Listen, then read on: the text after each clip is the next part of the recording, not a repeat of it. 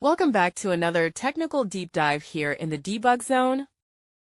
Today we're tackling a big question and breaking it down with insights from other users. Hopefully this clears up some misconceptions and helps you get the answer you need. So buckle up, stay a little curious, and let's jump right in.